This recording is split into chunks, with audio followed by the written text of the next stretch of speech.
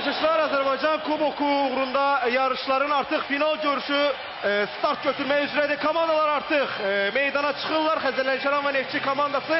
Həqiqətən də Ramiz çox gözəl təşkil olmuşdu bu konsert proqramı. İstər Röyanın ifası yeri gəlmişən, Röya da yaşıl geyimdə deyək. Xəzərlənkəran azarkeş olduğunu bir daha göstərdi. Amma Sevdi Yəhiyevəni də burada görmək çox yaxşı olardı. O Neftçinin azarkeş kimi.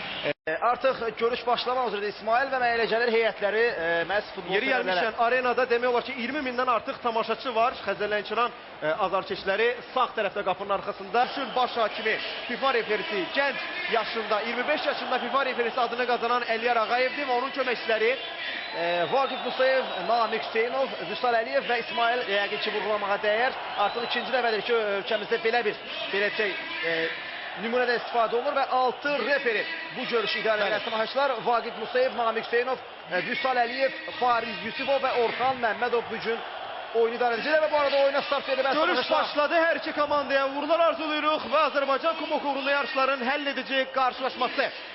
Sadəcə 13-cü final görüşü.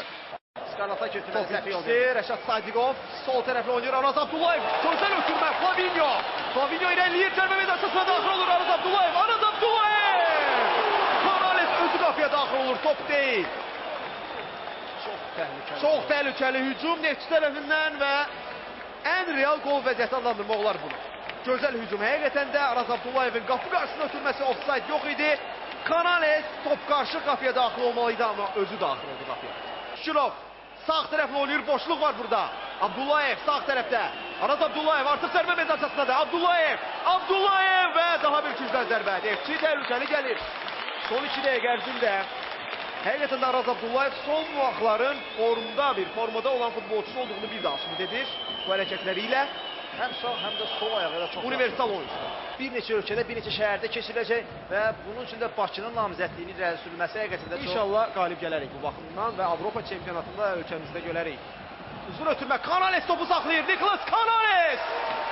Onun ilk zərbəsi və top qapının üstündən keçdi. 41-ci dəqiqədə Neftçinin daha bir təhlükəli hücumu. Topaz Premier Ligasının bombardiri Niklas Canales. Erik Ramos. Sadiqov, Rəşad Sadiqov təhlükəli olublar Neftçinin hücumu. Sadiqov zərbə indirmək olar. Sadiqov!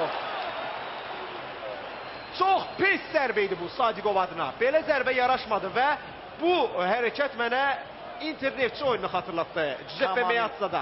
Belə bir məsafədən möhtəşəm qol vurmuşdu. Sadiqov topu 9-luğa vurmuşdu. Bu dəfə isə hələ ki Ramos daha cəld, daha yəqin Abuşovun özü də izləyir bu oyunu. Kazanda. İndi irəliyə uzun ötürmə, topa çatmaq mümkün olacaqmı? Xeyr. Xeyr, topa çatmaq mümkün olmuşdu sadəcə sonda Stamenkovic. Niklas Canales, 15 Erik, Fabian Ramos. Neftçinin hücumu, təkrar zərbə və top meydandan çıxdı. Flavinho ayağını qoydu topa və Orsuric bir qədər topu özündə saxlayır. Sağ cinaha ötürmə, Tonkara'ya, əla alınır. Tonkara hücumu davam etdirir. Saydı Tonkara qapı qarşı ötürmə, zərbə top Neftçidə olduğu üçün Əliyar Ağayev görüşün baş hakimi görüşü davam etdirmədi. Neftçinin hücumu qapı qarşısına ötürmə. Canales! Başla topa toxunsa da Neftçinin futbolçusunu göstərilib. Qapı qarşısına ötürülən top. Başla zərbə! Elvi Yunuszadə idi bu. Məhz Mahir Şükurovun bu cür ötürmələri var həqiqətən. Sən vurğuladın İsmail. Top Xəzərlənkəran futbolçusu. Fiziki cəhətdən gənc olduğu üçün bir qədər belə deyək mübarizələrdə uduzur və bunu sanki qayda pozuntusu kimi qələmə verməyə çalışır gənc futbolçu. Tonkara zərbə indirə bilər. Tonkara və Stamenkovic. Əla epizod, əla iki hərəkət Tonkara və Stamenkovicdən. Və ilk dəfədir ki bu görüşdə qapıcı belə bir vəziyyətdə oyuna qoşuldu, qoldan xilas edir. 76-cı dəqiqədə təkrarı izləyək və dərhal da küncdən zərbə olacaq. Şükürov tərəfindən oyuna daxil ediləcək. Mahir Şükürov. Şükürovun qapı qarşısına ötürməsi. Toblak. Təkrar zərbə. Hakim davam deyir. Vabay yeri yıxılır. Hakimin qərarı qal. Emin Mehdiyev topa ilk toxunuşu onun. Topa çatır. Vabay. Yenə də Skarlataki. Az qala qəhrəmana çevriləcəkdir. Vabay rəqibini yaxşı keçdi. Ötürməsə əla alınır. Mahir Şükürov. Şurovun ötürməsi. Flavinho ve top meydandan çıktı. Ne baş verdi burada? Emin Mehdiyev topa toxunmadı. Flavinho her şeyi əla etmişti. Həmçinin də Voba ilə Şükürov. Bir də baxırıq hücumun təkrarına. Flavinho'ya əla ötürmüşdü topu Şükürov. Bu epizodda Flavinho da yaxşı gördü Emin Mehdiyevi. Emin isə bunu Vobay.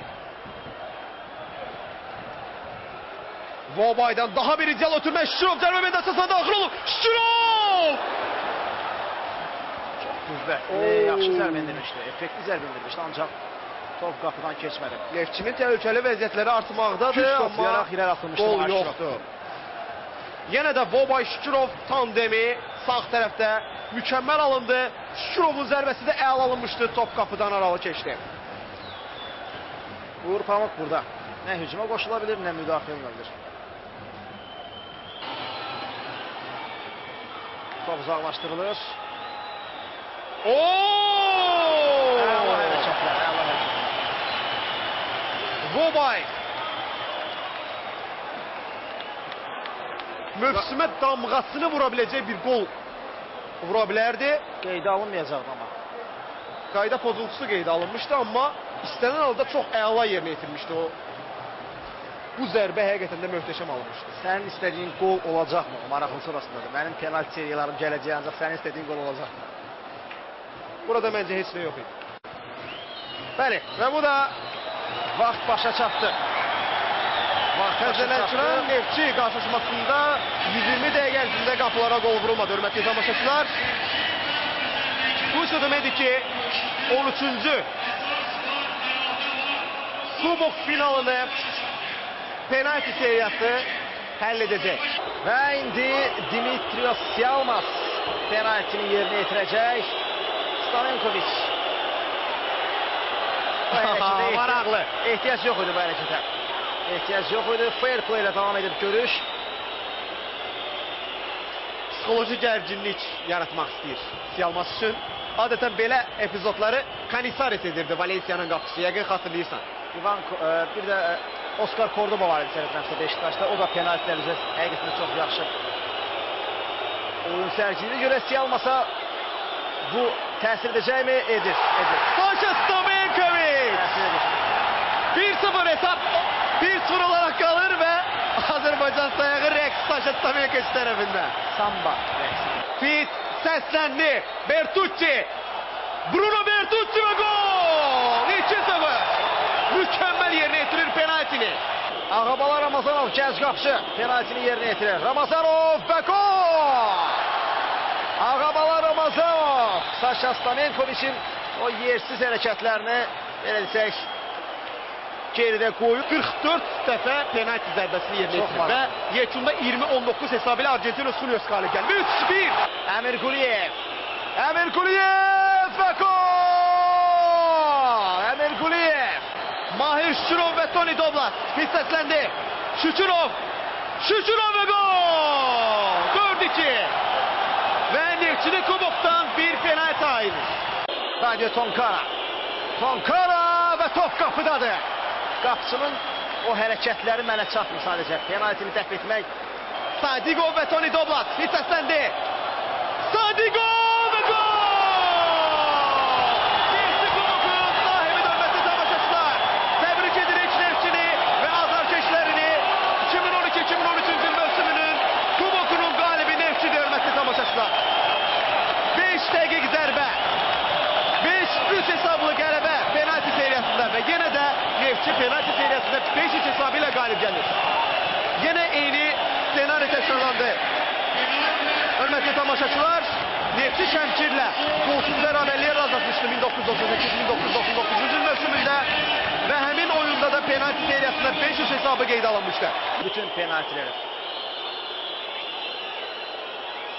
Və John Toşak'la Stamenkovic arasında gərginlik.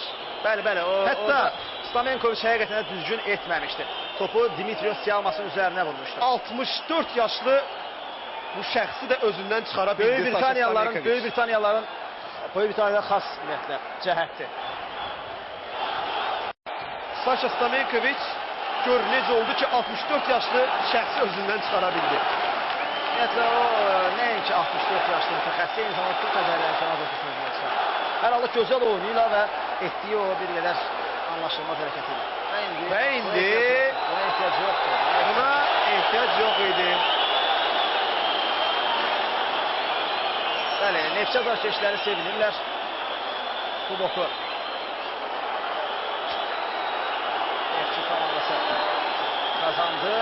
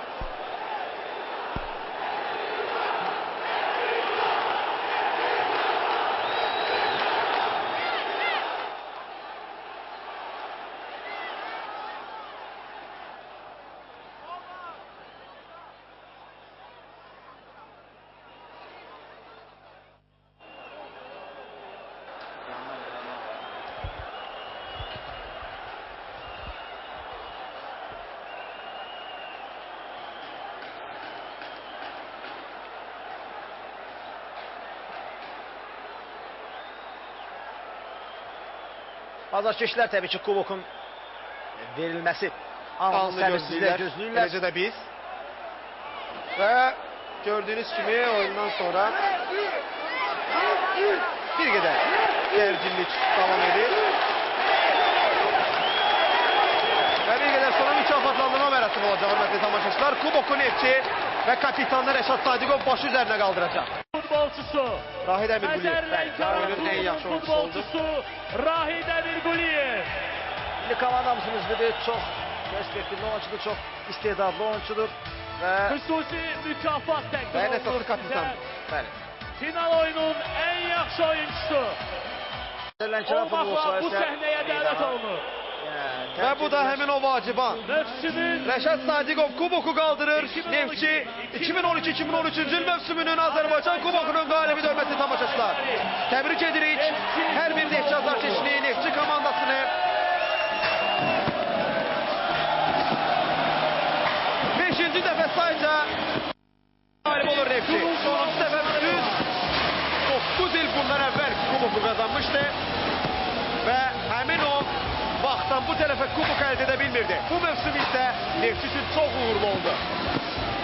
Həm Avroliqa turnirində ölkəmizi layiqincə təmsil etdi. Avropa Liqası turnirində həm Azərbaycan çempionu oldu, həm də Azərbaycan kuboku oldu.